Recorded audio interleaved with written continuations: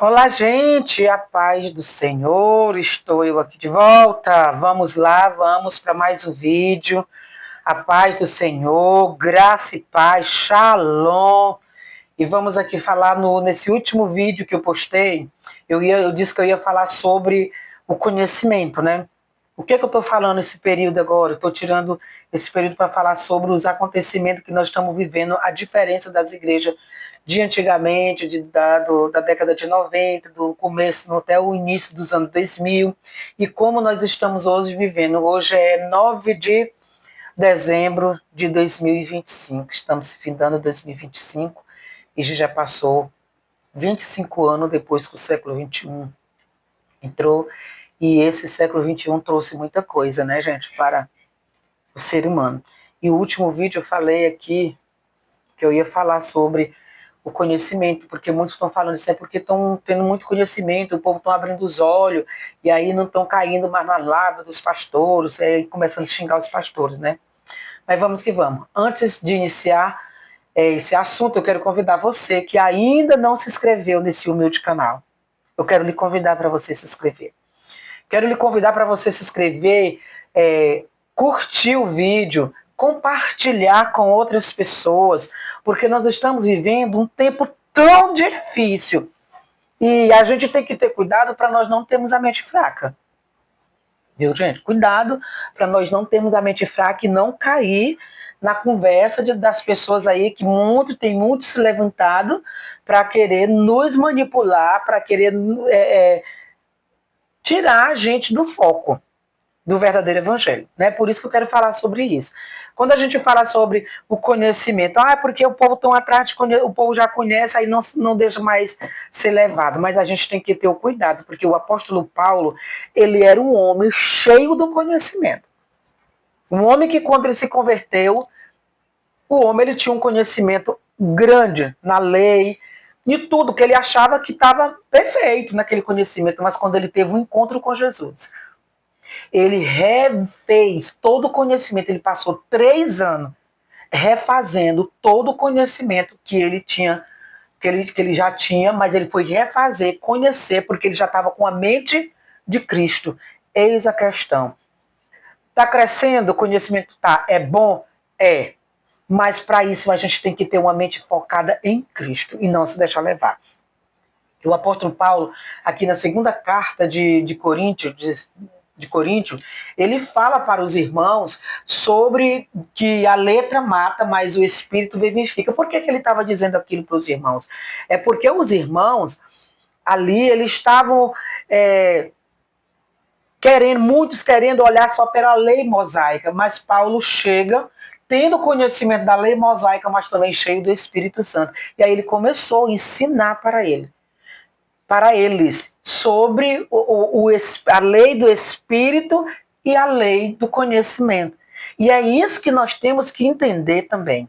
Nós precisamos entender que é para a gente ter conhecimento, temos, mas também nós temos que ter cuidado. Gente, como nos outros vídeos eu já disse, eu me converti na década de 90. Eu me converti com uma sede muito, muito grande de conhecimento das coisas de Deus, muito. E ali eu mergulhei para conhecer e mergulhei. E na época o meu pastor, ele era leigo. Observa a diferença de hoje. O meu primeiro pastor era leigo. Ele trabalhava de pedreiro.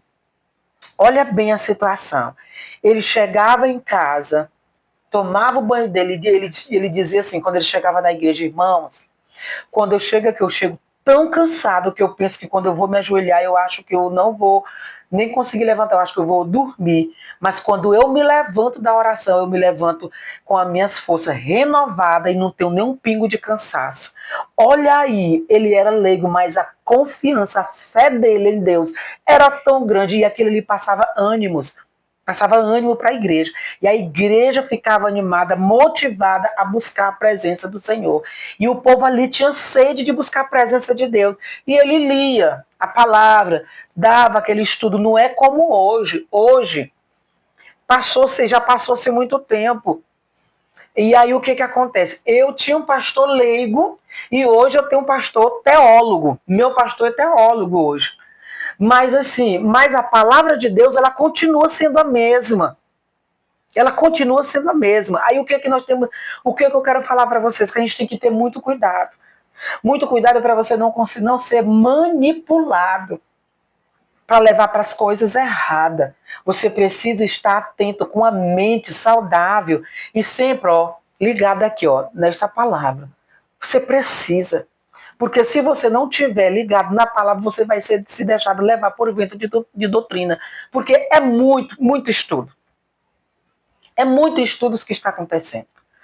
Outra uma coisa que eu vou dizer para vocês, o que a gente vê hoje, por causa do estudo, dos estudos que a gente vê, que a gente tem acesso, está tendo muita incredulidade no nosso meio. Tem muitos pastores incrédulos que eles estão pregando aquela palavra, mas nem eles mesmos estão acreditando no que eles estão pregando. Você sabia disso?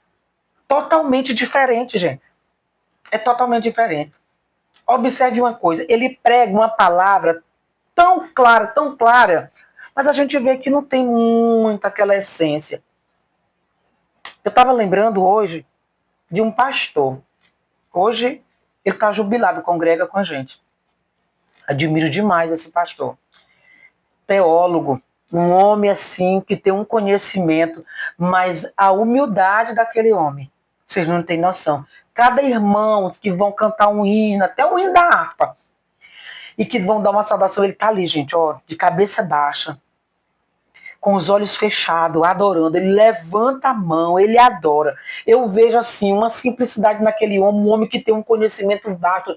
Ele é escritor, ele é professor de teologia, ele é uma pessoa assim muito, muito, muito aprofundada no conhecimento. Mas a humildade dele, gente, eu admiro demais. Já outros que têm um conhecimento, porque já concluiu o seu curso de teologia, o que acontece? Eles sentam lá nos púlpitos das igrejas, fica lá naqueles. Nos púlpitos, aí quando vê alguém pregar, ele não, nem amém eles estão dizendo. Muitos deles estão aqui, ó, todo tempo, ó, com o celular aqui na mão, e vendo aquilo ali, mas quando diz assim, vamos ouvir fulano de tal aqui, que é um outro teólogo, com a palavra, meu Deus, o homem quando pega a palavra no microfone, começa a sair fogo pelo nariz, pela boca, pelo ouvido, e assim vai. Tá estranho ou não tá, gente? É para nós nos deixar levar com isso? Não. Não.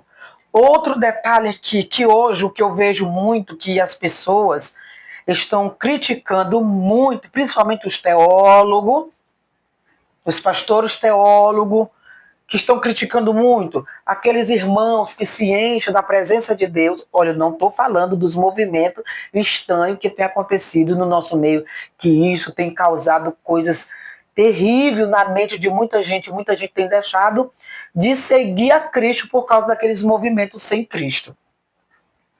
Mas os teólogos, o que eles estão fazendo hoje? Eles estão se levantando contra aqueles irmãos que às vezes estão cheios da presença de Deus. E às vezes ele não resiste e cai. Muitas das vezes não consegue ficar de pé. Não é aqueles que ficam rolando, mas que cai. Porque as forças não têm para continuar a ficar de pé. Isso não é de Deus, os teólogos. Isso não é de Deus, porque Deus... Eu não sei se vai ter gente aqui que vai me criticar disso aqui, entendeu? Eu acredito que vai ter, mas eu digo por experiência. Experiência minha com Cristo. Que eu sempre digo, isso ninguém vai arrancar de mim.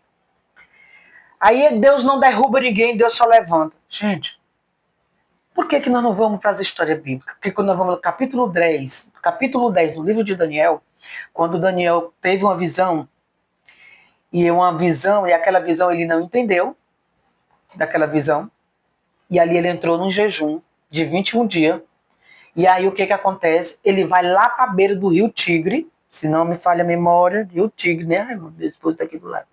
Rio Tigre. E lá ele começa, depois de 21 dias de jejum, observe bem o detalhe. Ele vai lá para a beira do rio Tigre com os companheiros dele, para orar ao Senhor.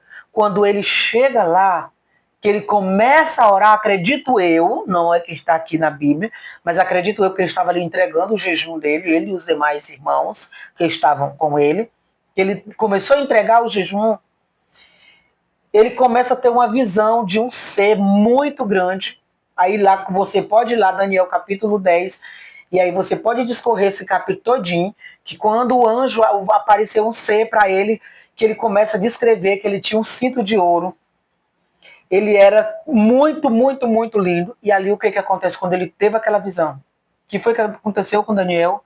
As forças deles foram embora e ele caiu-se de joelho no chão e caiu por terra. E a Bíblia diz, no capítulo 10, que por alguns instantes ele perdeu até o sentido. Aí eu pego essa palavra e digo, ele estava 21 dias fazendo propósito de jejum. Ele vai entregar aquele propósito, ele tem aquela visão. 21 dias, gente. O corpo dele estava debilitado, mas o espírito forte. Como o corpo estava debilitado, o que ele fez? Caiu, se prostrou, caiu, perdeu as forças, caiu no chão, sem força. E aí, como é que hoje a gente vê os ensinamentos de hoje? Dizendo que Deus não derruba ninguém, que derruba Satanás. Atribuindo aquele momento ali a demônio. Tá ou não tá estranho, minha gente? Na década de 90, nos cultos, sabe o que acontecia? Quando estava aquele avivamento, as pessoas eram arrebatadas. Eu via muito. E quando caía, lá estava no banco, quando pensava não caía. E ali as pessoas ficavam ali próximas. Quando a pessoa voltava em si, ela pedia oportunidade. Eu fui arrebatada. Eu já fui arrebatada na década de 90. Vocês acreditam nisso? E eu saía e eu via o meu corpo lá. E ali eu só ouvi uma voz dizendo, diga para a minha igreja se prepararem. Isso na década de 90 já passou mais de 20 anos. E aí o que acontece? Hoje, o que nós estamos vivendo hoje, as pessoas estão atribuindo aquilo que nós vivíamos na presença do Senhor, um povo que era acarretado de fé, de comunhão na presença do Senhor. E hoje o que está acontecendo? Hoje estão atribuindo carnalidade, atribuindo demônio. Agora me diga, gente, é estranheza ou não é? Você que já teve essas experiências com Deus. E eu já agora, depois de muitos anos, me parece que em 2010, 2012, 2013, eu tive essas experiências de eu entrar no propósito de oração, jejum. Passava de semana, de 15 dias entrando no propósito de oração. Quando nós nos reuníamos para entregarmos aquele propósito ao Senhor, era cada um clamando ao Senhor. Eu não resistia a ficar de pé, eu caía de joelho no chão porque a presença era muito forte, as minhas forças se acabaram. Aí como é que as pessoas vão atribuir demônio? Tá estranho. Tá estranho. Aí o que entra? O conhecimento. O conhecimento sem a graça, ela leva para o inferno. É muito fácil nós estarmos buscando, aliás, estudando, pesquisando para pregar, para fazer aquilo. Mas a intimidade com Deus, ela é necessário nós buscar. Aleluia. Nós nos derramarmos na presença do Senhor. É por isso que nós estamos vivendo essa situação. Cada um querendo fazer o que quer e deixando a vontade de Deus de lado. Antigamente nós buscava a direção de Deus para nós tomarmos decisão. Hoje não queremos mais pedir a direção de Deus, mas simplesmente tomar decisão, porque não, eu conheço, eu sei, eu sou líder, eu posso, eu sei, e eu que sou, e ninguém mais é. Aí nós estamos... Gente do céu. E por causa disso, que nós estamos vivendo uma estranheza no meio da igreja. Porque nós não estamos dando mais liberdade para o Espírito Santo habitar. Porque quando nós damos liberdade para o Espírito Santo habitar, as coisas diferentes. Tem problema? Tem. Porque o ser humano, nem todo mundo, eles estão na igreja para dar lugar para Deus trabalhar. Tem o joio no meio do trigo, tem os caluniadores, tem os difamadores. Meu Deus, eu fui caluniado de uma coisa esse ano que graças a Deus passou, mas foi assim que mexeu muito comigo. Passei um mês sem ir para a igreja só mesmo assim, vendo aquela dor, aquela aflição de alma, mas aqui na presença do Senhor. Entendeu? Na presença do Senhor. O que nós não podemos deixar é de servir ao Senhor por causa dessas estranhezas que nós estamos vivendo, presenciando dentro da igreja. As pessoas fazendo o que querem e não o que Jesus quer. No dia que os líderes, que os pastores deixarem Jesus fazer o que ele quer dentro das igrejas, nós vamos presenciar algo sobrenatural. Porque o que a gente não vê mais, o batismo com o Espírito Santo, pelo menos eu, aonde eu convivo, não ando mais vendo, raramente acontecer batismo com o Espírito Santo, raramente. Até os que eram batizados no Espírito Santo, hoje nem lembro mais quem é Espírito Santo. Igual Paulo chegou mais Apolo lá em Corinto, que tinha uns povos pregando lá no capítulo 19 de Atos, quando Paulo chega lá, o povo pregando, ele já recebeu esse Espírito Santo, eles nunca nem ouviram falar. Hoje, daqui um dia vai estar desse jeito.